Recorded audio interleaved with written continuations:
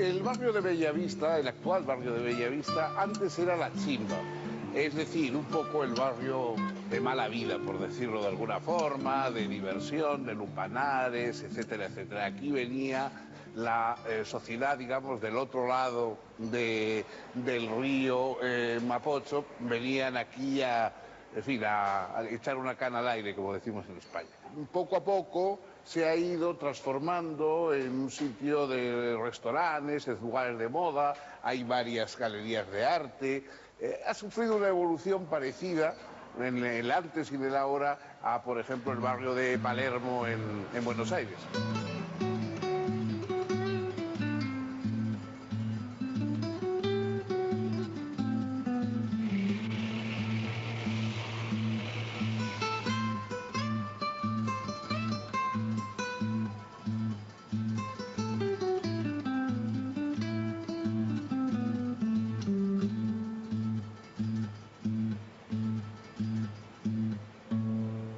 Estamos en el bar-restaurante Venecia, un lugar típico del barrio de Bellavista santiaguino y además un lugar que está muy próximo a la Chascona y un lugar que frecuentó Pablo Neruda, que como hemos ya mencionado varias veces, era un hombre que apreciaba extraordinariamente la buena bebida, la buena comida y la convivencia, esa situación de compañerismo que se produce en torno a una botella.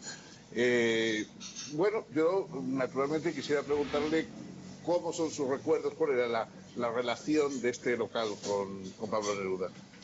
La relación de Neruda con el Venecia comienza con mi abuelo, porque mi abuelo era amigo de él. Mi madre en esa época trabajaba ayudando a mi abuelo y yo jugaba entre las mesas y yo conocía a Pablo Neruda. Yo tuve el gusto de conocer a ese insigne hombre que en esa época era simplemente un vecino, un gran amigo de mi abuelo. De hecho, él... ¿Y qué le gustaba él tomar? ¿Qué le gustaba a él? A él le gustaba mucho, bueno, la buena mesa era, sí, por supuesto. Era un gran amante de la buena mesa. Y aquí además en Chile hay mucho de dónde elegir. Él amaba los perniles y el arrollado, eran los platos que él prefería acá. Atrás nuestro estaba la mesa en la que él se acomodaba, principalmente con sus amigos, porque en esa época el Venecia era solamente era un solo restaurante en el barrio, barrio residencial, solamente los vecinos, y tomaban también. Tomaban, convivían, conversaban, jugaban al cacho, que es un juego típico nuestro. Y convivían con el resto de los clientes. Que pasaba tiempo aquí, pasaba horas, vamos, o por lo menos... Pasaba cuando estaba en Santiago. La verdad que su mundo se dividía mucho entre Santiago y Valparaíso y era más bien, hombre, de que venía por las noches o a mediodía o cómo... La verdad es que convivía bastante en las mañanas y en las noches. Más que nada, lejos del almuerzo, pero en las mañanas convivía antes mucho. Del almuerzo, ¿no? Antes del almuerzo, era más bien a venir al aperitivo, lo que ustedes los españoles ya ven la hora de tapas. Sí, exactamente. Entonces a esa hora él venía, convivía un poco, conversaba, tomaba algo de vino o alguna cosa. De repente mi mamá le pedía que por favor me sacara a pasear un rato porque yo era bastante travieso. Y porque él era un hombre de talante humorista, ¿verdad? Y le gustaba bromear y le gustaba...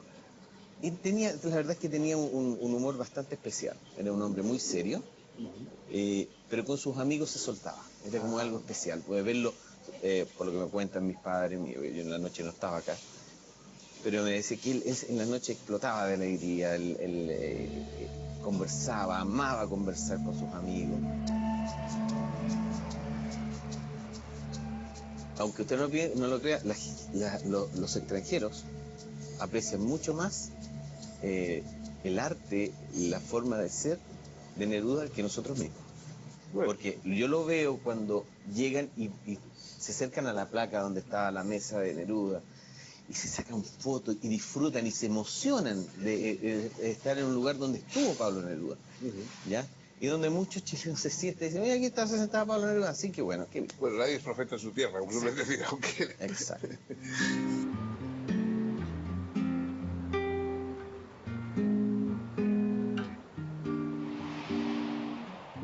Neruda se enorgullecía de su gestión para que en 1939 anclara en Valparaíso el buque Winnipeg, cargado con 2000 refugiados españoles que huían de la guerra y de la persecución franquista.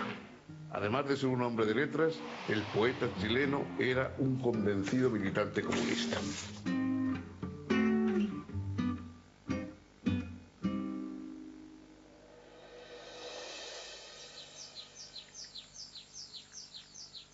Para conocer la opinión de personas que trataron y por supuesto que vivieron en la época, en los años en que la figura de Neruda era de una enorme influencia, de un enorme peso en Chile y en toda América Latina, tenemos la suerte de estar hoy aquí con Miguel Litín, cineasta, guionista, novelista, y que además trató abundantemente a Neruda, ¿verdad? Sí, tuve esa suerte. Que ibas por allí, por Isla Negra. Sí, tuve la suerte de que desde muy joven conocí al poeta y tuve la posibilidad de visitarlo. ¿Le conociste cómo? Casa. ¿Cómo fue el...?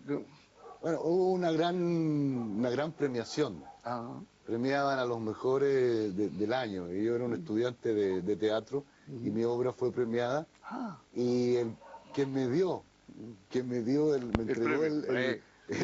fue Neruda. Entonces en el momento de abrazarlo y él que me felicitaba, le dije, por favor, necesito verlo.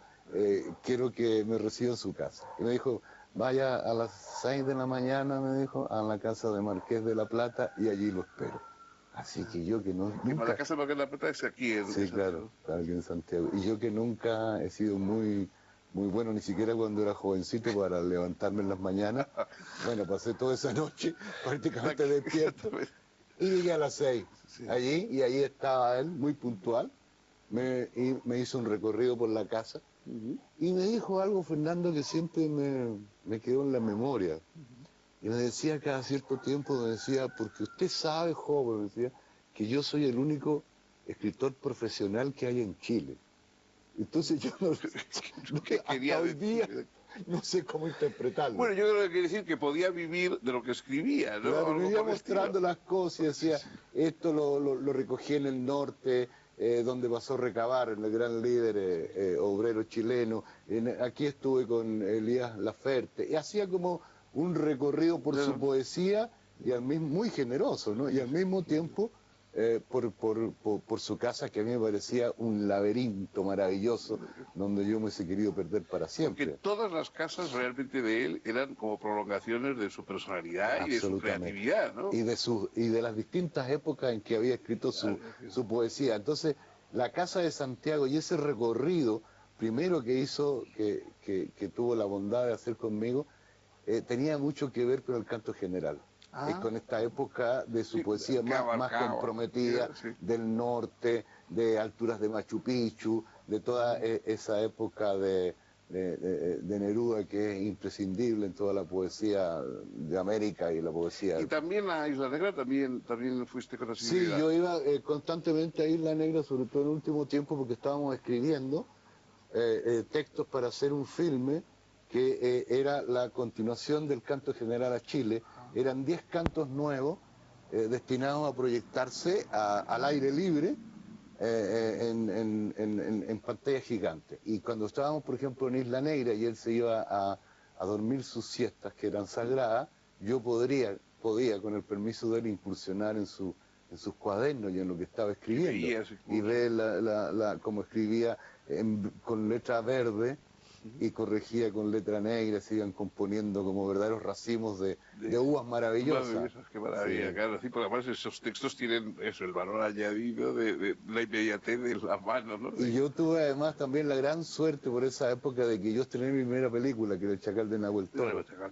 Entonces él me llamó y estábamos bajo aquí en Santiago, en el otoño, fue estrenada en mayo, bajo una mesita de madera, una mesita campesina, él y yo. Y él comenzó a hablarme del Chacal y de lo que él, de la película, de lo que él le había parecido. Y mientras eso ocurría, mágicamente empiezan a caer, muy nerudiano todo, las hojas de otoño que empezaban a cubrir.